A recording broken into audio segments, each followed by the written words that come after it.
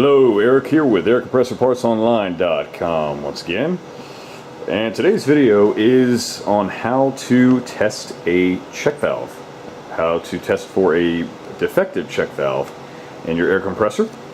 Here we have a small pancake 6-gallon portable compressor. It's an oil-free direct drive compressor.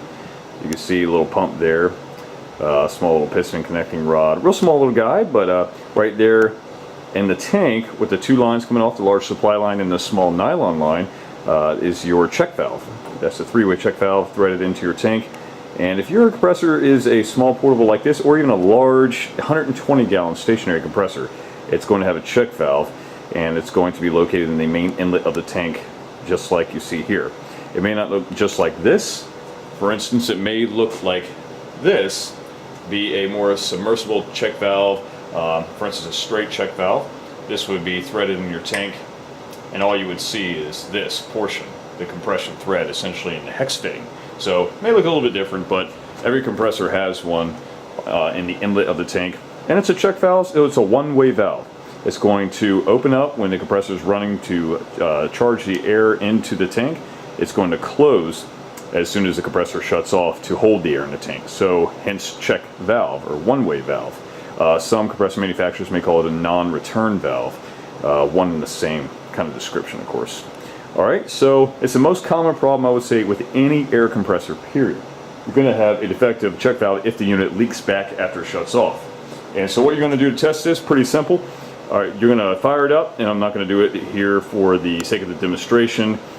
Pretty loud, you won't be able to hear me, but you would essentially charge it up, turn it on, and when it reaches maximum PSI, maximum pressure, the pressure switch will shut it off, and you'll notice a leak come out of the check valve, but it would probably leak around the pressure switch. You have the unloader valve, which routes from this unloader line all the way to the unloader valve on your on-off switch.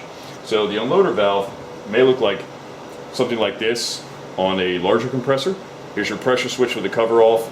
Your unloader valve right here, which is a small nylon 1/4-inch bleeder line would attach to. And a lot of times you'll notice when after it shuts off, the air will escape and continuously bleed out of the little weep hole out of this valve, the unloader valve, where the 1/4-inch line attaches. If it does leak out of that area constantly after the unit shuts off, you have a defective check valve. It's not sealing. It's probably debris from the pump head. Could be any kind of debris, or even moisture from the tank has caused it to rust.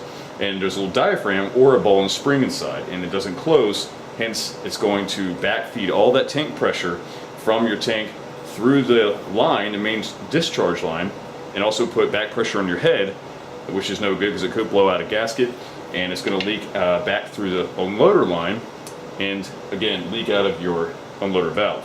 So that's a telltale sign of a bad check valve. When you shut it off, it will bleed air, usually out of this valve through the bleeder tube. And if that's the case, it will constantly run. It'll leak back down, cut on when it's supposed to, try to recharge it there, shut off, and continue to leak. So it's a cycle. So really common problem, but very easy to fix. A lot of times you can even clean these check valves. There's a little diaphragm inside here.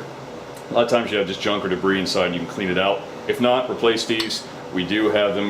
They sell anywhere from about $15 to $20, or for something like this, even less expensive. Very easy fix, and it will take care of that leak and cause a lot of problems if you don't. So that's how to test your check valve. If you have any questions, go online. You can take a look at the various types of check valves we offer. If you click on generic air compressor parts, click on check valves from there, and we have them rated by different types, compression style fitting, 3 ways like this, or just search by your model number or part number, and you can locate it on the parts list. See you next time. Thank you very much for watching.